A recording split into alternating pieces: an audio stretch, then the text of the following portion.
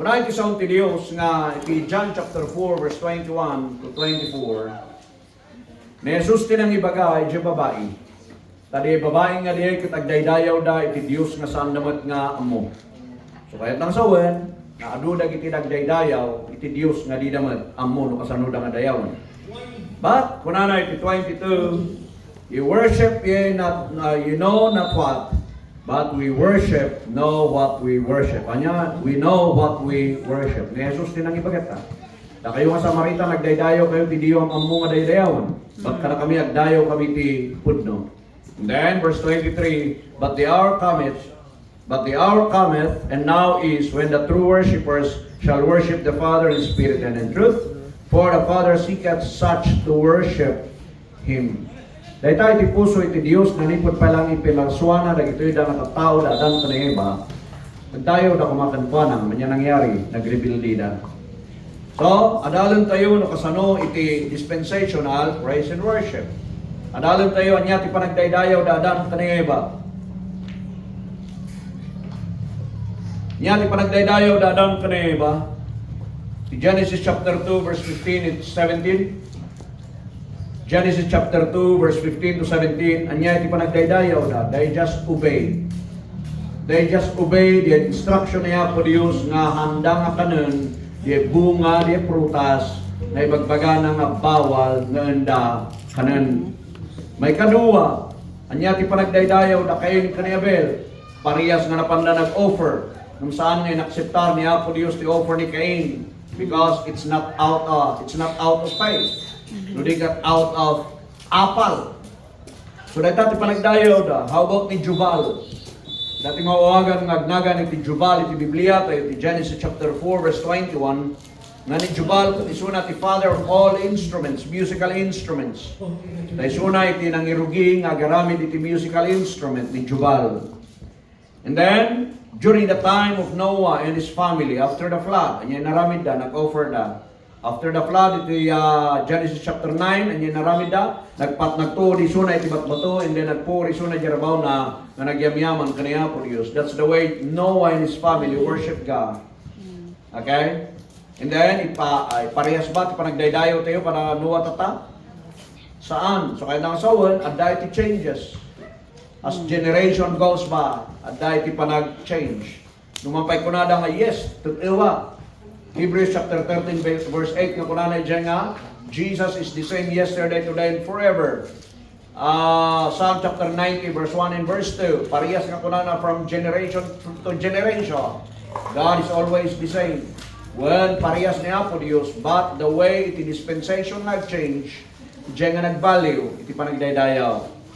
So during the time of Abraham, anya iti panagdaydayaw, during the time of Abraham, parehas nga altar. Genesis chapter 12 verse 7 to 8, Gana chapter 13, Gana chapter 22, Abraham that he used to build an altar. Diyan nga puuran, di offer na nga pamadayaw na kaniya po Diyos. May sapa ni Isaac, iti Genesis 26. He built an altar para lang iti Diyos. During the time ni Jacob, Genesis 33, pahapyawak na ito, isakbay nga mapanak, iti main heart, iti minsay tayo. But I want to show you, kahit pakita ka na kayo, nung niya tinagdumaan, dahil ito na panagdaydayo. Genesis 33, parehas ore ni Jacob. So nga, ijay tayo mawatan, na iti covenant name niya po Diyos. Do you know the covenant name niya po Diyos? Haan? Taan nyo. Ado-ado nagiti masapol nga mamon tayo. The covenant name of God is the God of Abraham, Isaac, and Jacob. So kung nagkararag na gito na Israelites, kunada, oh, the God of Abraham, Isaac, and Jacob. That's the covenant name ni Apo Dios para ti Israel. That's not a covenant name ni Apo Dios para ti body of Christ. You know that? So awan iti makita tayo nga nang ikarkararag iti God, the Father of Abraham, Isaac, and Jacob. Awanan nang ikarkararag ita after the cross. Because the covenant was done, the covenant was finished. Kaniya po sa Kristo. So awan iti, so nga kada tayo tata is awan ti covenant kada tayo. Because it's a gift. Awan ti peace covenant niya po Diyos kada tayo because we are the body of Christ. Peace covenant belongs to Israel. Basahan nyo di Ezekiel. Inadal tayo dahil tayo Trinidad, idin may kayo na seminary dahil. Anya tiyada kada tayo, fruit of the Spirit, peace. Romans chapter 5 verse 1, kung na dyan, justification by faith. Anya tibunga na, and then we have now peace with God. We don't need covenant. Nganya tinaramin ni Kristo Jesus, ijay iti sentro, iti kapya tayo. Jesus is the center, iti faith tayo as a body of Christ. We need to separate the Israel kan body of Christ. Han nga mabaling nagtulag, han mabaling nagtuloy dagi anya kadwa dagitada. Like the law and the grace, handa nga mabaling nagkadwa dagitada. You cannot mix them. Because naadal tayo di kalman, awan ti ma-justify iti law. Ma-justify tayo by faith and by grace. So nga dahil iti peace kada tayo because of justification. Awan iti covenant of peace kada tayo. Covenant of peace, it belongs to Israel during the time that God will reign kadakwada during the time of the millennium. So now, anya ti panagdaydayon ni Moses, parehas, Exodus chapter 17, he built an altar, tagpasan nga inabak na dagito yung Amalekites. Inabak na dahil ta, nag-offer iso na iti panagyaman, iti Diyos. Then comes King David. Ni King David, gusto nga inmunag, dagito yung gusto nga inmunag, dagito yung Israelite. Overview na ito sursuro para kayo pa Idiin munag, dagito yung Israelites, iti promised land, through the leadership of Joshua, tanatayan ni Moses. Nagsettle da kadageda nga luglugaran. Kadageda na designate nga lugar nga pagtakderan dagito da Simeonites, Judites. Dagito da nga tribo, 12 tribes. Naiwaras da. And then the tabernacle isuday talata ti sentro ti pagdaydayawan da. Nagkararag ni David nga sapay kumata maadaan iti templo. Takari so nga ti abdalan ijay nga piece of the tabernacle is the Ark of the Covenant. Tinaramin niya po Diyos ni David ijay Ark of the Covenant. Inkarga na dyan sayo. Inkarga na dyan ti tent. At dati naramid nga balay ijay Ark of the Covenant.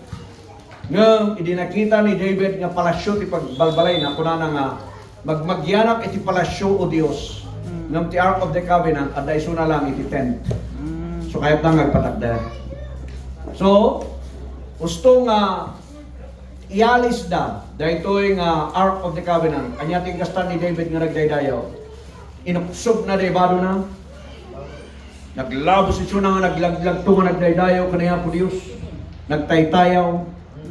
Iso na tinang i-introduce ti adu pa lang nga instrumento. Di kinanta tayo tatay to Psalm 150. Nya nagyay, cymbals, harp, tambourine, a lyre, adura gitada nga na-invento, na inayon iti panagdaydayon. But remember, bawal da kita nga instrumento inside the tabernacle. Okay? I'm a praise and worship leader idi, I'm a team leader iti music. So nga, obligado ako mang adal kadagi dyan. So hanga makaunag because iti leader kadagi iti da aming tabernacle is the high priest or the priest and the Levites only. Now, nagkararag ni David. Kaya, in my nagpaiso, iyay, sumbat ti Diyos. Kung nagtisaw ti Apon ko na, yes, matungpal dahil nga mapatakder nga templo, but not you to build. Han na sikat imang build, kapuan ng kasoldado ka nakadardara dahil tayo imam. So, sino tinangar ng ituloy? Ni Solomon. So, the leadership ni David, mawatan nyo ito overview ay istorya ito.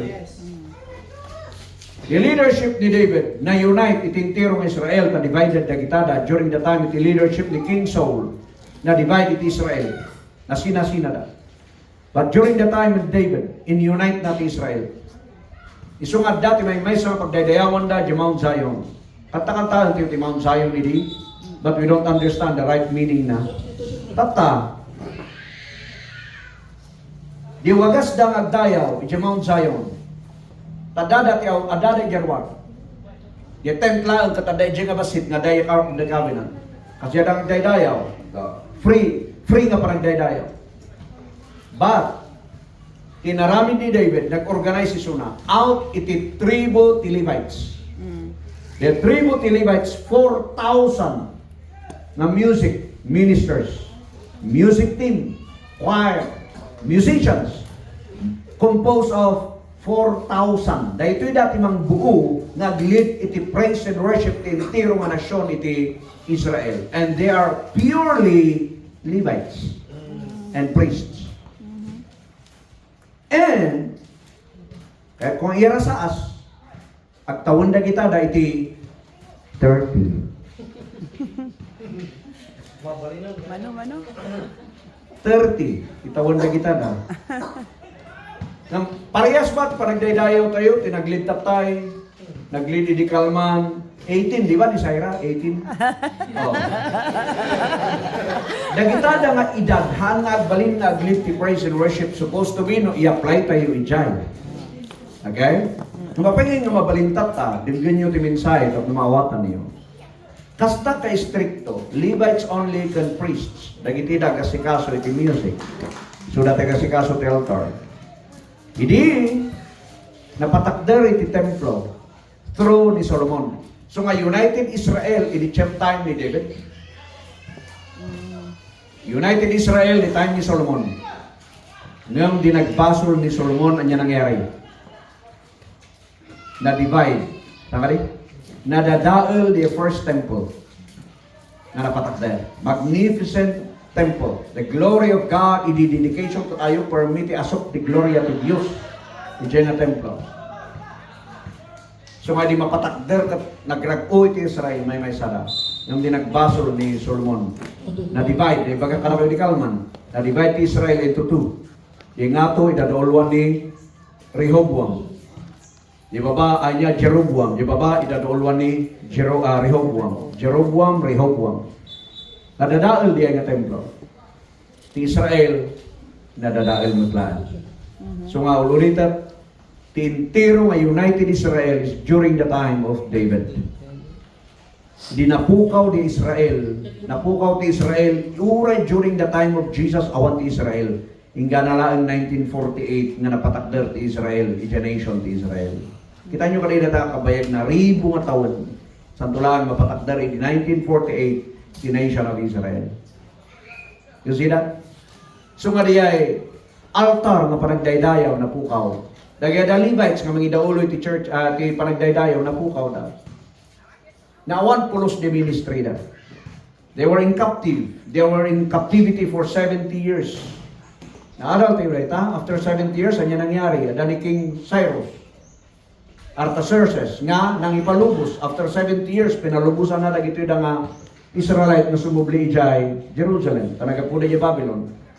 Niya tinaramid da Shiltail, da Jehozadak, da Ezra, da Nehemiah. Niya naramid da, pinatakder naman ng second temple. Na apaman nga naikarga na pundasyon iti second temple, permi tariwawa na ito da Israelites. Tamalagip da kinapintas ti templo during the time ni Solomon. But what happened? Napatakder niya second temple, nagtutuloy na ita, hingga na the time of Jesus. So nga dinayanak niya po Yesu Kristo dito rabaw tinaga, at dadi templo nga niya. But the templo in-improve na ita ni Herod. So nga mauawagan nga Herod's temple. Dahil ti time niya po Jesus. So nga di Matthew 24 verse 1 and verse 3, kung na nasadyay nga, ipakita na ito yung disciples ni Jesus, nagpintas na ito nga templo. Anya ko na niya po Jesus karakoda. Mind you, that comes that time, na awan iti may sa nga bato, nga tumuon, iti pada ng nga bato, amin kat matumba. Nya nangyari, after the death of Jesus Christ, 70 AD, during the time of King Nero, niya naramid na, dinadaan na ti Jerusalem, pinuura na ti Jerusalem, including the second temple. Isong awan ti second temple di Jerusalem. Napanap ija, nakita din na pakubinisita di foundation di templo. At da di foundation, ng awan di patakder na templo. Isog dakwanan nga rod nga kunak nga awan ti offer ijay, awanan ti animal, awanan ti first fruit, awanan ti tithing, awanan ti anyaman di tada nga practice dagiti na Israelites, tabawal, kanakwada nga mang aramid latan, ti kinkinang purmi, nga awan di proper nga mang idaulo. So until now, they're waiting for the temple. But we know nga, during the time of Great Tribulation, mapatakder data third temple. Patakdaran ti Antichrist, nga mismo na tagtugaw. So dayta, iti panagdaydayaw, dagiti the Israelite. So maniapo Yesu Kristo, kita nyo kadi, during the Passover, handa nga basta nga celebraran iti Passover iti Galilee, they need to go to Jerusalem. Iso nga 7 times nga no ti sentro ko mati Tabuk, ay sentro ko mati Kalingga kag ijadagupan. No dagaya taga Tinglayan, taga Sumadel, taga Pasil, taga Lubwagan, anyaman dita da nga ili. Handa nga basta offer kadagaya nga luglugar, they need to go to Jerusalem. They need to go to Dagupan. Tay check ayan ti templo. Dahil tati kunana iti Deuteronomy chapter 12 and chapter 16. Do not just offer. Nagito the offering you iti places nga you want to offer. You need to go where the temple was built. So taktang awan di templo. But praise God. Nagdaktel iti changes na. Natay ni Kristo di cross. Sakari? Amen. Amen. Amen. Amen. Then basahan tayo tatang. In 1 Corinthians chapter 6. Verse 16 and 7, chapter 6, verse 19 and verse 20. Basahan tayo amin. Ito yung rugi. Introduction lang dagya ng atin do. Go. What? Know ye not that your body is the temple of the Holy Ghost, which is in you, which ye have of God, and ye are not your own. For ye are bought with a price, therefore glorify God in your body, and in your spirit, which are God's. Awanan the physical temple, the building. But after the death of the Lord Jesus Christ, and he called Apostle Paul, and he gave the gospel of the grace of God, sunat tinang ibaga nga we are now the temple of God. Maridayo ti Dios. Amen. The temple of God, kanya tinext ko na jay, and that the Holy Spirit dwelleth in you. Nagitayo? The temple, the physical temple, ijay Jerusalem, kat umali imme. May umali imme. Ako natin tagay fugaw. Umali imme, ti glory ni Apo Dios. Bumabang umato, umay tata, baka madamdaman o bigat awan. That's the glory, the asok. But kada tayo tata, the Holy Spirit dwelleth in us. Kasano? Nanata nga for ye are bought with a price. Ginatang na datayo ti presyo. Anya ti price na the blood of Jesus. The death of Jesus. For the wages of sin is death, but the gift of God is eternal life. Dahil ti gift na kada tayo. Binayada na, ti basol tayo, ti ipapakay na. Pinakawan na lagi, bas basol tayo, babanti dara na. We are bought with a price. Iso nga kukwa ni Apo Dios na tayo. It's not our own. Saan tayo nga kukwa ti magbagi tayo? Kukwa iti Dios. And that the Holy Spirit dwelleth in us. Romans chapter 8 verse 9. Romans chapter 8 verse 9. Basa yun?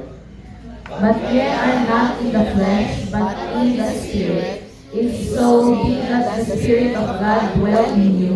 Now, if any man have not the Spirit of Christ, he is not of his. You see that? But the Holy Spirit, but if so be that the Spirit of God dwell in you. Dito yung dwelling place, iti Holy Spirit. Kuna na to no awan iti Espiritu ni Kristo ti may sa nga tao, handa ka nga kukwa.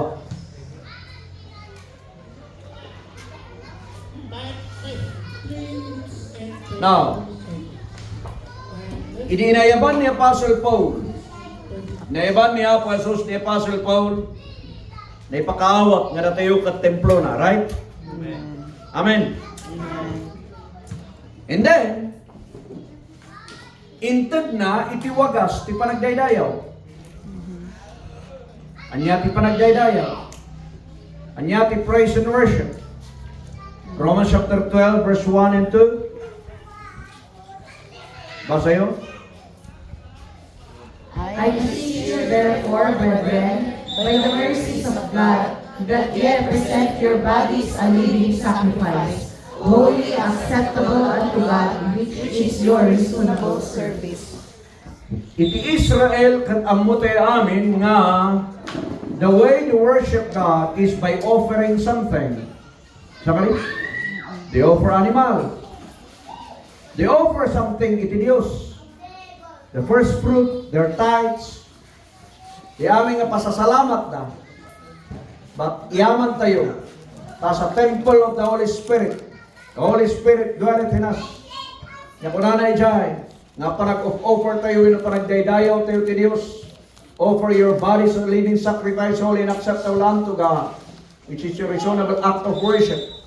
Bodies tinusar na saan nga body?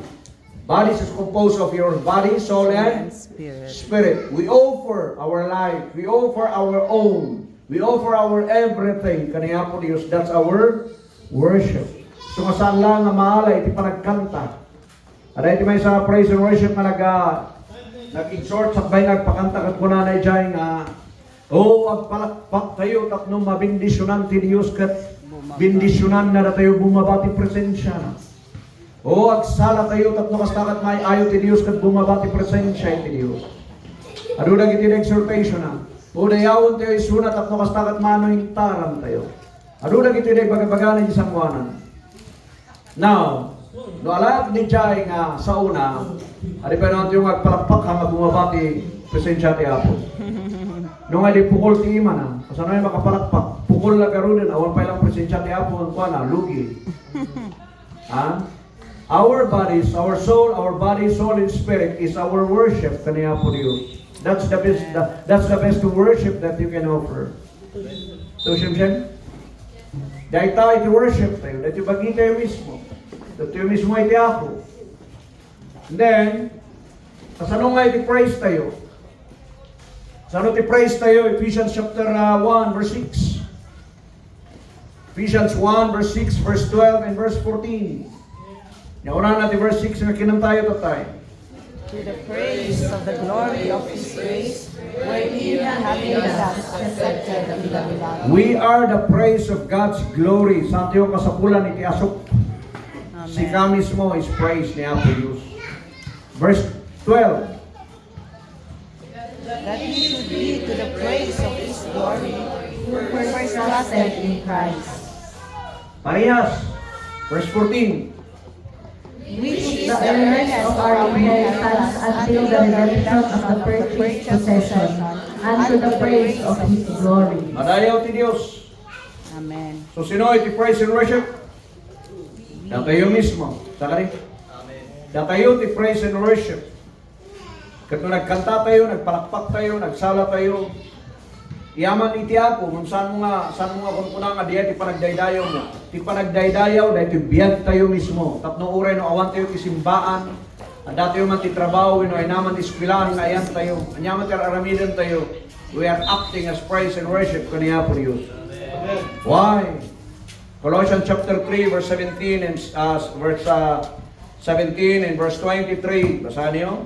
And whatsoever ye do in word or deed, do all in the name of the Lord Jesus, giving thanks to God and the Father by Him. Okay, nakita yun, whatsoever you do in word or in deed, do it all for the glory of God. Amin nga ramidan tayo. Ay siya? Ay may daydayaw nga tanaya po Diyos na mapatiyog takaw. No. See that? May daydayaw nga tanaya po Diyos na tayo agaramit ti kalukwan. No. So whatever we do in words or in deed, do it all for the glory of God. So kaya kung magpalakpak para iti Diyos, do it for the glory of God. Amen. So kung leaping, dancing, and praising God, do it for the glory of God. Hangaga po tayo namang bubuyakin ka. Ay suman? Now, may sapay. 7:23. And whatsoever ye do, do it heartily as to the Lord, and not unto men. So, ninayo na natin heartily.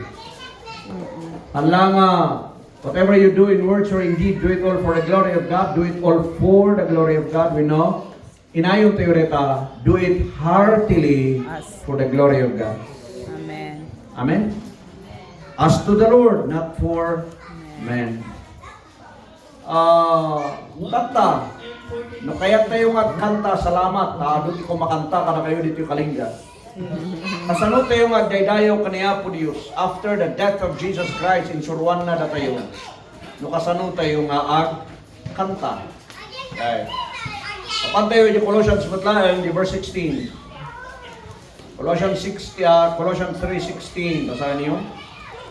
Let the word of Christ dwell in you richly in all wisdom, teaching and admonishing one another in psalms and hymns and spiritual songs, singing with grace in your hearts to the Lord. Okay, lagi pa niyo the word nga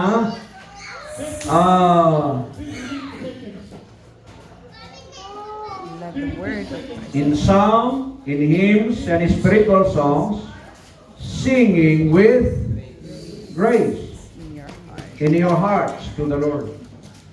Agkanta ka nga naparaburan nga panagkanta nga si babaknang iti Dios. Sakbay nga i-dissect tayo deta. Let's go iti Ephesians 5:19 and 21. Ephesians 5:19 and 21. Speaking To yourselves in psalms and hymns and spiritual songs, singing and making melody in your heart to the Lord, submitting yourselves one to another in the fear of God. 21. So diyan? Yan. Now, giving thanks always. verse 20. Giving thanks always for all things unto God and the Father in the name of our Lord Jesus Christ. No pag-combine up na ito ay Colossians 3:16 kan Ephesians 5:19 and 21. Masapol nga makita tayo nga natayo nga daydayo kaniya po Dios. The word of Christ must dwell richly. Itibiyag tayo amin. Amen. Masapol ko nga amo tayo nga before tayo nga kanta kanya man nga kantaan tayo. So nga awagan na tayo no maminsan iti 7-Eleven. Ti panagdaydayo kano ti charismatic and Pentecost kat kaslada 7-Eleven. Apay 7 times nga dublihan da di kanta santo 11 times nga dublihan da di chorus. So nga awagan na tayo nga 7-Eleven, but no. Ti panagkanta tayo kaniya po Dios kunana to nga we need to have the word of Christ. We need to have the word of God, itibiyag tayo. Ano na gito na praise and worship tayo, nga praise and worship leader tayo nga ayaw, ampaw na may panggap tisaw niya po Diyos. Na i-memorize dati mano nga kanta. Ano may isang versikulo, marigatan na pa nga nang i-memorize.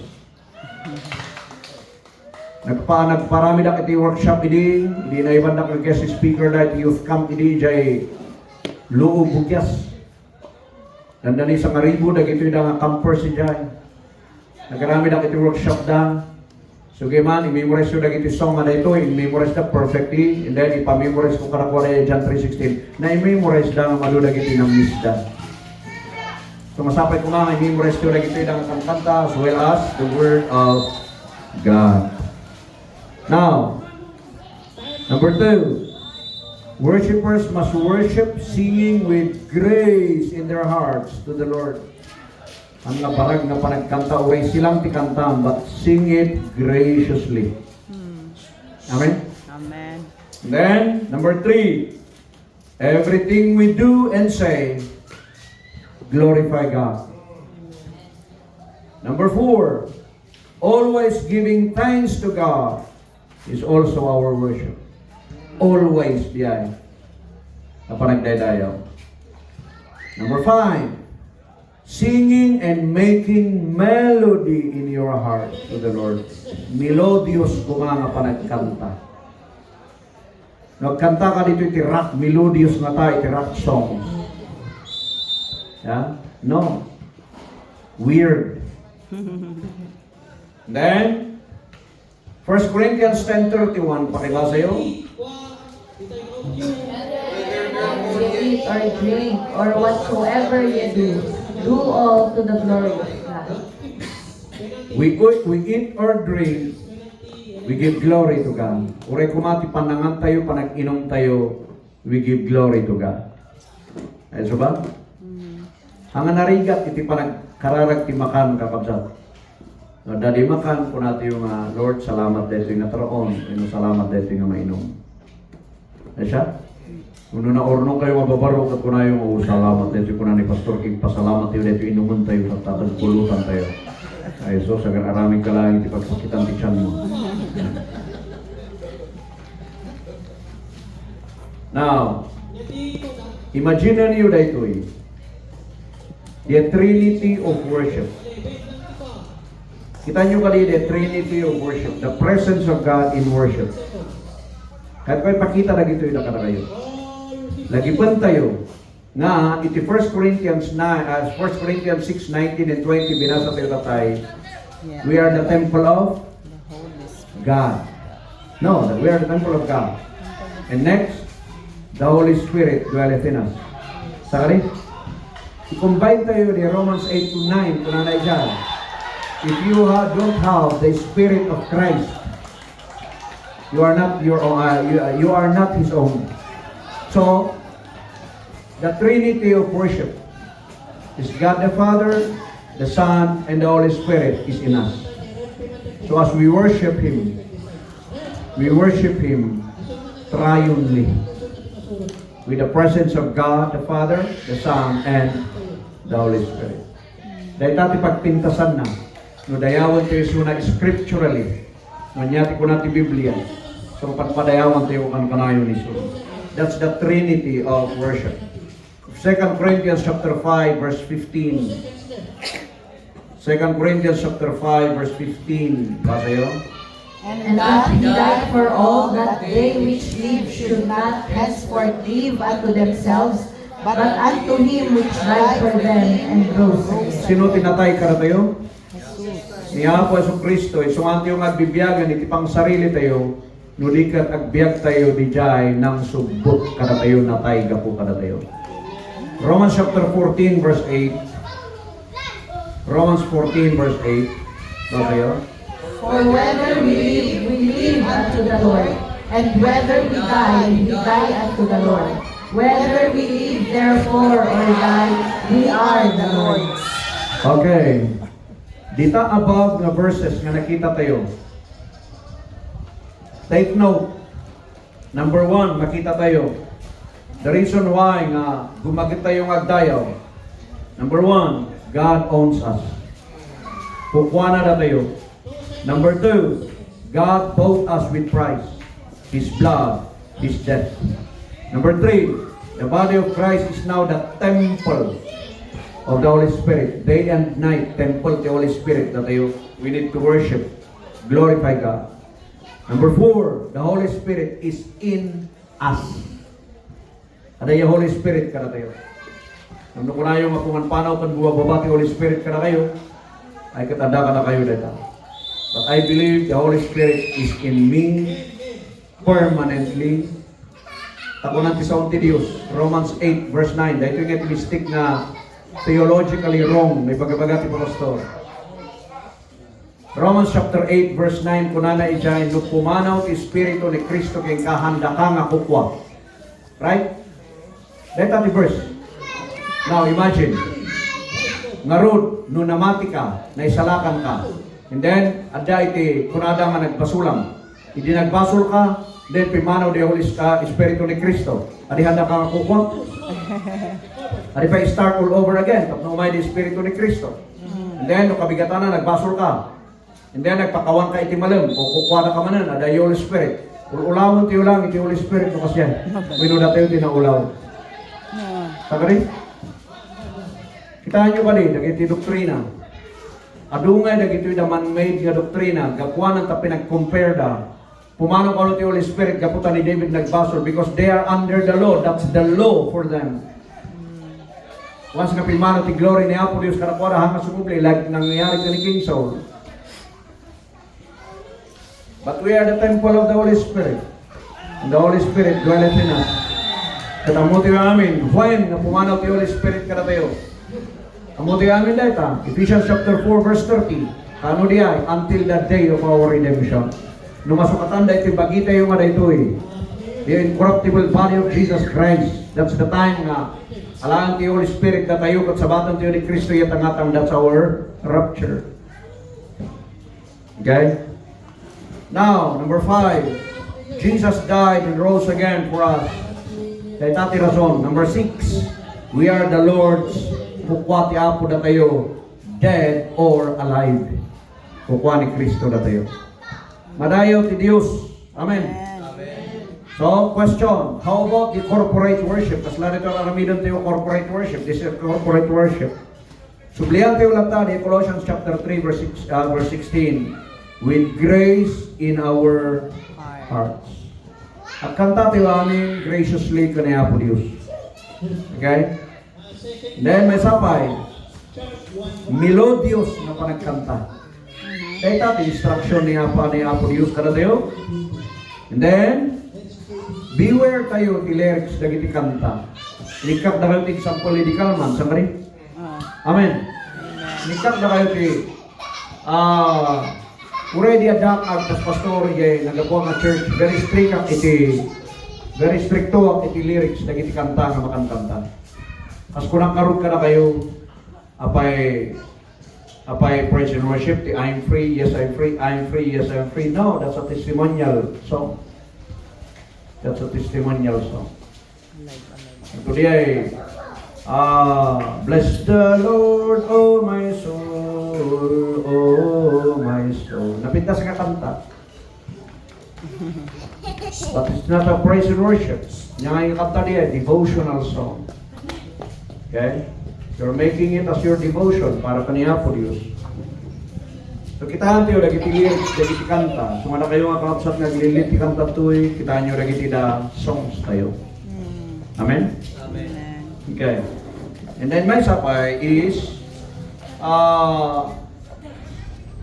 the time nga agdayaw tayo iti Dios is not a self-centered. Hanga self-centered nga panagdaydayaw. Hanga emotional is una. Once na yun ang ti panagdaydayaw mo ti emosyon, among ti resulta na. We are walking by faith, not by emotion. Kanya nga basihan ti faith tayo, what the Lord says. Suleta, ti basihan tayo. So, kanta tayo man iti talo, kanta tayo man ti lima, kanta tayo man ti pito, kanta tayo man ti sangapulo, kanta tayo ti maysan. Saan nga di kinaduan ti kanta? What matters most is kinantam dayta heartily for the glory of God. Haan nga hanga competition ti kanta. Amen. Amen. So kada kayo nga kaabsat nga glilid, even the way we lead, even the way we pray, just pray honestly. That's it. Just pour out your heart. Dilaan karamidan tayo. Sumaysuti, baga-baga talaga ito yung nakakaduamot lang na kasabat tayo, hindi yung makakargaan yung emosyon na kinamforming na kaslat yung kanong agsamsangit yung magayam iti, kaslang asangit iti buhaya. Ado na iti lang aktor, pastor ngayon, karadag tayo, Apo Diyos! Ano mga agsamsangit? Hipokrito. Pagawanan na kami ni Pastor ni Apo Diyos. No, I'm not pleasing men. I'm pleasing God. Basta teramidam tayo. Amen? Uston ti ayam. Siya karon kumatag kanta iti panagserbik ka niya po Diyos ti manong nga tawtawan. Pagkanta kumati ko na kayo nga, wasted years, oh how foolish. Because I serve the Lord, I want it to stong a proper education iti Biblia. Awan ito sto nga proper nga parang amoy iti Biblia. Manyatin sursuro dala nga isulatan. But praise God. Nasabat ko dito nga pastor nga nakikita ang piman ka tayo kas lang hanga mauawatan ti bisngay ti buok na. Agnagan iti Rex nga tansyon nga mauawatan piman di kastana nga eh. Pati di nagtinugaw kami nga naginadal. Kuna na piman nga adalam dito dito. Anak ka nakaturturog ti 2 weeks. Napagtulanak na pastor ti Pentecost kan charismatic pagkatapos ada ti mangi-introduce kanya ti Gospel of Grace. Anak ka naturturog ti 2 weeks. Na para isang wanan ti computer at pinag-compare ko diyan. This is the doctrine of grace. This is the doctrine of the Pentecostal. This is the doctrine of Charismatic. This is the doctrine of Evangelical. I-compare ko the Grace Gospel. Apay nga na-appreciate ko the Grace Gospel. May saray ito'y bunga iti sursurong ka na kayo. I'm leading praise and worship ini. Kasla ka nga mapunat no, hangko nga makita nga kasla nga kapaspasa nga tukak dati timimbrong ang palpalakpak da nga glaglag-to da nga nag-worship ko tadatag samsani. Itabi kaya shame on me during those times. Just worship God. So nga pa nga, inuyaw ti baptist kan Pentecost. Kung narag ito'y nabaptis, nakita nga Pentecost ng charismatic, nakatukan dati kastarag dayaw. Kung naman nagiti Pentecost ng charismatic, karag ito'y nabaptis, nakita na kami na ti Holy Spirit da.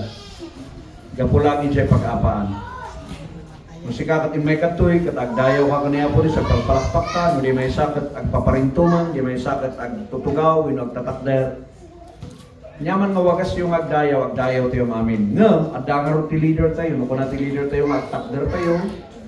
Agtakder tayo ang, no dati araitismo, no dati rason nga ka nga makatakder, katagtugaw ka, no problema dita.